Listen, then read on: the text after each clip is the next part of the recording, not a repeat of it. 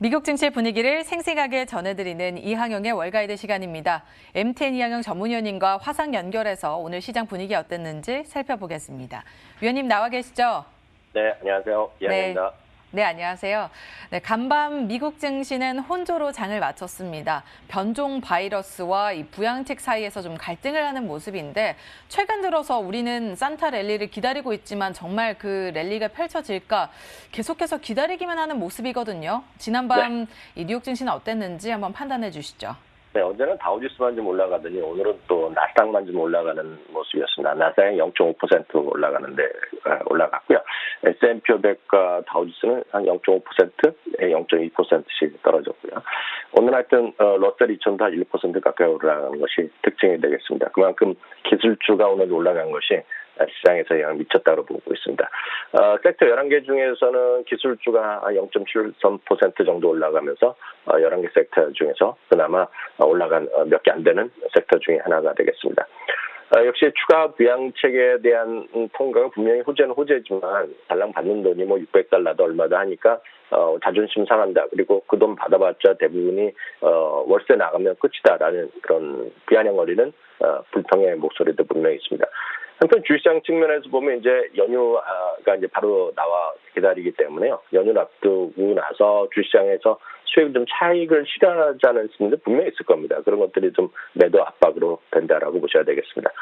다만 이제 주시장의 측면에서 보면은 정말 뚜렷한 오늘 특징주가 있었죠. 두 개가 있었습니다. 극과 극이라고 표현할 수 있겠는데 여하튼 애플이 어저께 저희가 속보로 전해드렸지만 전기차를 통해서 자동차 산업에 뛰어들 수 있다라고 로이터 통신에서 발표한 것이 주시장에 큰 영향을 미치고 있습니다.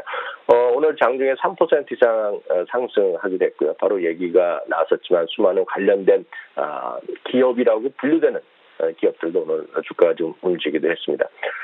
반면에 오늘 테슬라는 떨어졌는데 테슬라의 일론 머스크 오늘 바로 직전에 트윗을 하나 날렸는데 참 재밌는 트윗을 날렸습니다. 뭐냐면 모델 3로 정말 힘들었던 구간이 있었다는 거죠. 자기 표현으로 보면 정말 최악의 어두운 구간이었었는데 그 당시에 팀 쿡에게 자기가 제안을 했다는 겁니다. 그래서 뭐 직접 뺐는지 누가 중간에 있었겠죠.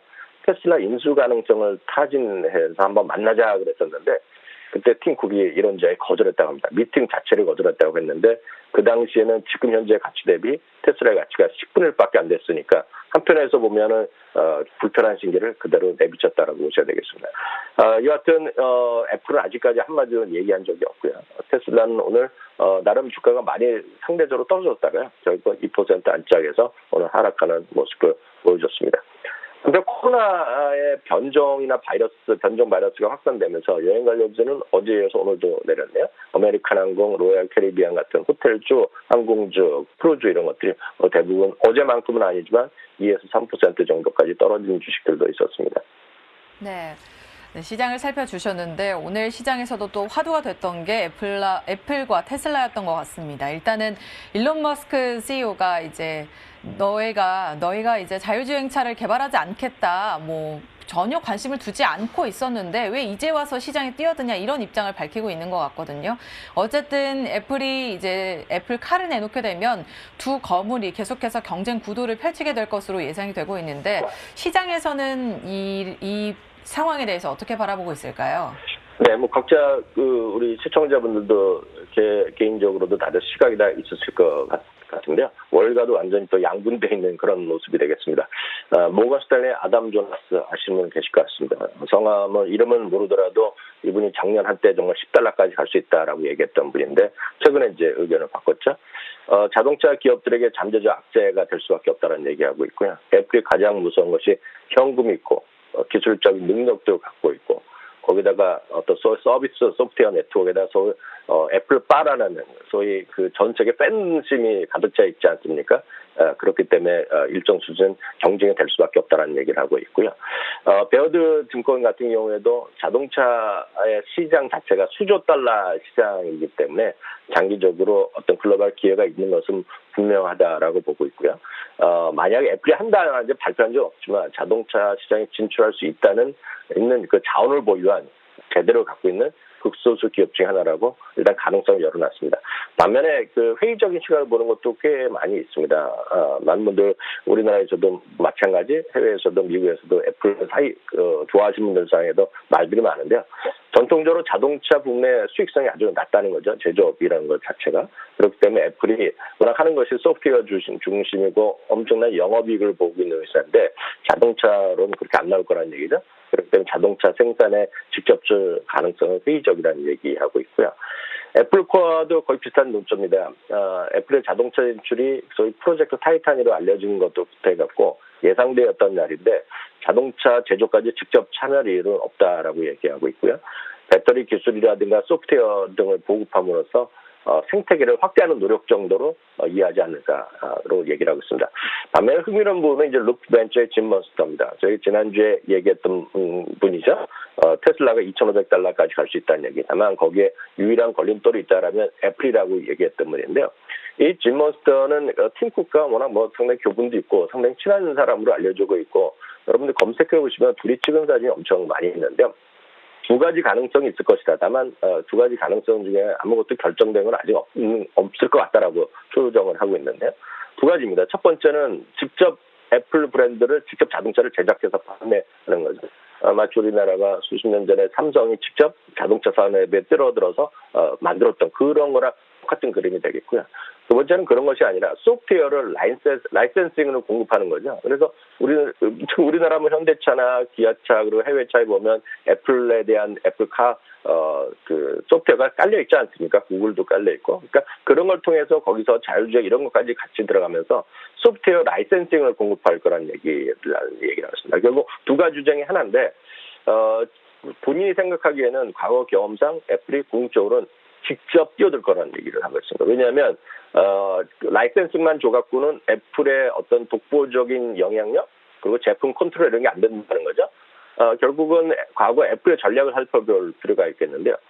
소위 핸드폰이나 이런 것들이 애플이 절대 먼저 만든 건 아니라는 거죠. 노키아도 있었고 다들 모토로라도 있었는데 애플의 전형적인 전략이 경쟁자가 먼저 시장에 참여해서 시장을 깔아놓은 다음에 몇 년 후에 그 시장에 참여한다는 겁니다. 그러면서 혁신을 보이면서 시장을 장악하는 것이 애플의 고유의 어떤 경영 철학이자 과거의 경험이기 때문에 애플이 직접 참여할 가능성이 열려 있다라고 짐 머스턴이 얘기하고 있고요. 다만 이제 주가 측면에서 보면 애플과 테슬라를 분명히 보여주는 그림 하나 보여드리겠는데요. 이거는 주가가 아니라 물론 주가가 아니라 그 PSR이라고 하는 겁니다. 매출 대비 주가인데요. 테슬라 자체가 지금 14배 정도까지 나오거든요. 매출 대비 시가총액이요. 반면에 애플은 과거 대비 이렇게 아주 높지 않다는 거죠. 오히려. 과거 대비 오히려 좀 낮아져 있는 6.5배 이 정도 수준이기 때문에 6배 수준이기 때문에 상대적으로 애플의 상승력이 더 있고 이런 이니셔티브를 가질 수 있다라는 주장도 있으니까 참고하시면 되겠습니다. 네. 애플이 자율주행차를 정말 내놓게 되면 두 큰형들의 이제 힘겨루기가 나타날 것으로 예상되는 만큼 계속해서 이 분야에 대해서는 관련 분석 내용들 살펴봐야겠습니다. 자, 다음으로 이제 변종 바이러스로 넘어가 볼 텐데요. 변종 바이러스 우려가 있긴 하지만 일단 백신도 나와주고 있고 이런 백신을 통해서 변종 바이러스도 잡을 수 있다 얘기가 나오고 있거든요. 관련해서도 살펴주시죠. 네, 맞습니다. 많은 분들이 이제 변종 바이러스 나서 또 큰일 났다 걱정하고 있고 지금 일상으로 복귀 어려워지는 것이 아니냐라는 막연한 불안감이 있는데요. 물론 아직 저희가 경험하지 못했기 때문에 뭐라고 말씀드릴 수 없겠지만 WHO에서도 공식적으로 얘기한 거 아닙니까? 기존의 화이자나 모더나 백신이 소위 변종 바이러스에도 효과 있는 것으로 알려지고 있다는 얘기하고 있고요. 뱅크 오브 아메리카에서도 일상으로의 복귀에 이런 변종 바이러스가 복귀에 영향을 받지 않을 거라는 얘기하고 있습니다. 다만 아직까지도요. 코로나19의 확진이라든가 사망자 수가 소폭 약간은 감소한 것 같지만 추세적으로 보면 완전히 꺾인 건 아닌 거가 되겠고요. 미국 기준입니다. 오히려 입원 환자는 사상 최대로 가고 있기 때문에 여전히 아직 마음을 완전히 놓을 상태는 아니라는 점도 여러분 염두에 두셔야 되겠습니다. 네. 그리고 또 보잉 소식도 있었죠. 이 알래스카 항공사가 처음으로 보잉의 그 항공기를 대량 구매하겠다라는 소식이 들려왔는데 관련 내용은 어떤 내용인가요? 네, 맞습니다. 한 보름 됐나요? 전 세계 최대 저비 항공사가 영국 라이언 에어가 있는데요. 거기서 이제 대량 구매를 발표했는데요. 미국 기업으로서는 오늘 두 번째로, 미국 기업으로는 첫 번째죠. 보잉 737 맥스의 계약을 발표했습니다. 기존에 32대 정도로 구매할 계획이 있었는데요. 68대로 크게 늘렸고요. 23대는 직접 구매, 그리고 10세대는 리스 계약을 하고 있고요. 더구나 추가로 52대까지 추가 옵션 구매 계약이 있기 때문에 상당히 나름 보잉에는 희망적인 소식이라고 보고 있습니다. 한편 아메리칸 항공이 12월 29일 드디어 737 맥스의 첫 상업용 운항을 재개한다는 소식이 확인됐고요. 유나이티드 항공도 2월 11일 날 운항 재개 스케줄을 잡혔다고 하니까요. 어떤 보잉이 여전히 극과 극의 의견이거든요. 이게 마치 테슬라 같은 의견이 갈려 있는데요. 내년에 대한 기대감 한번 가져보셔도 좋지 않을까라는 생각을 하고 있습니다. 네, 보잉과 관련해서는 하나 둘씩 좋은 호재들이 들려오고 있기 때문에 내년 주가 상승을 좀 기대해봐도 좋겠다라는 말씀해 주셨습니다. 오늘 최고의 관심주 중 하나는 또 대표적인 재택 관련주로 꼽혔었죠. 펠로톤이었는데요. 펠로톤이 운동기구 관련 기업을 또 인수를 했죠. 네, 이게 왜 이제 이슈가 되냐면 펠로톤이 지금 올해 연말 쇼핑 시즌 전에 세일을 꿈도 꾸지 말라는 얘기를 많이 했었거든요. 왜냐하면 세일을 할 이유가 없는 거죠. 왜냐하면 지금 수요가 그렇게 많은데 공급이 달려갖고 지금 매출이 안 나는 상당히 좀 아쉬운 회사였는데요. 그래서 이제 항상 제조나 공급의 이슈가 있었는데 스피닝 제조업체인 프리코라는 곳을 4억 2천만 달러 인수의 계획을 발표했습니다. 통상 어떤 특정 기업을 인수하고 그러면 비용이 든다 그래서 주가 좀 하락하는 경우가 왕왕 있었는데요. 오히려 펠로톤은 오늘 주가가 급등하면서 사상체 효과로 바로 직행했고요. 때에 맞춰서 캐시 어드바이저에서는 매수 의견을 여전히 유지하면서 목표 주가를 140에서 185로 급증시킨 것도 흥미로운 부분이 되겠습니다. 또 이제 유전자 분석 생명공학 기업으로 알려져 있는 일루미나에 대해서도요. 파이퍼 샌델러에서 중립에서 매수를 올렸고요. 목표 주가도 또 엄청 한 번에 올렸습니다. 340에서 415달러를 올렸습니다. 한편 인터랙티브라는 기업을 IS라는 어떤 심볼을 아시는 분은 우리나라에서 미국 주식 하시는 분 중에서도 많지 않은데요. 저희가 이게 어떤 기업이냐면 미국에서 내놓으라 하는 소위 인터넷 업체들, 인터넷 브랜드들 수도 없이 갖고 있는 쉽게 해서 홀딩 컴퍼니입니다. 대표적인 것이 저희가 여러 번 얘기해드렸던 틴더 있지 않습니까? 매치그룹이요. 틴더도 워낙 이 친구들이 직접 하던 건데 이걸 완전히 스피노프한 것이 매치그룹입니다. 그래서 그걸 포함해서 수많은 어떤 인터넷 업체들을 갖고 있고 미국에 계신 분은 아마 에스크닷컴이라는 걸 아실 텐데요. 에스크닷컴도 얘네 겁니다. 그래서 인터넷기반 그만큼 인터넷 업체의 그런 거대 공룡인데요. 오늘 또 흥미로운 얘기를 발표했습니다. 여러분들 직접 쓰시는 분 안 계시겠지만 동영상을 통해서 수많은 어떤 비즈니스를 하시는 분들, 그 기업체에 있는 분들은 우리나라에서 많이 쓰고 있는데 비메오라는 동영상 서비스 업체가 있거든요. 그 역시 인터랙티브에서 갖고 있는 건데 이거를 2020년 상반기에 또 스피노프, 즉 독립해서 독립시켜갖고 상장시킨다를 발표하면서 오늘 주가가 또 한차례 급등하는 모습을 보여주었습니다. 네, 일루미나와 인터랙티브까지 살펴주셨습니다. 자, 요즘 경기 민감주 그리고 가치주에 대한 관심이 늘어나면서 소프트웨어나 인터넷 기업에 대한 관심은 상대적으로 좀 저조한 그런 모습이거든요. 그런데 이 가운데서도 주목해 볼 만한 인터넷 주식이 하나 있다고 말씀을 해주셨는데 소개해 주신다고요? 네, 파이퍼 샌들러에서 세 종목을 꼽았습니다. 2021년 대비해 매수해둘 만한 주식으로 분류해놨는데요. 저희도 몇 차례 소개해드렸던 첫 번째 주식으로는 진로그룹이 되겠습니다. 부동산업계의 파괴적 혁신을 주도하면서 우리나라판 한국에서의 어떤 직방 다방 이런 기업이라고 소개해드렸는데요. 주가가 여전히 오늘도 잘 나가고 있는 모습이 되겠고요. 두 번째는 리프트입니다. 우버는 그다음 올해 사상치 효과로 다시 회복했는데요. 코로나19 때문에 미국에서 제일 피해를 본 기업 중에 하나가 바로 리프트라는 거죠. 배달하는 것이 아니라 순수하게 차량 공유 위주로 했기 때문에 재미없었는데 내년에 50% 이상 매출이 증가하면서 완전히 회복할 가능성을 얘기하고 있고요.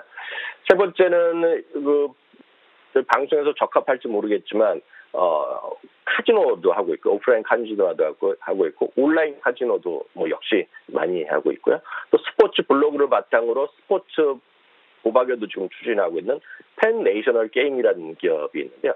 마침 오늘 보면 이걸 포함해서 비디오 게임 전체 시장이요.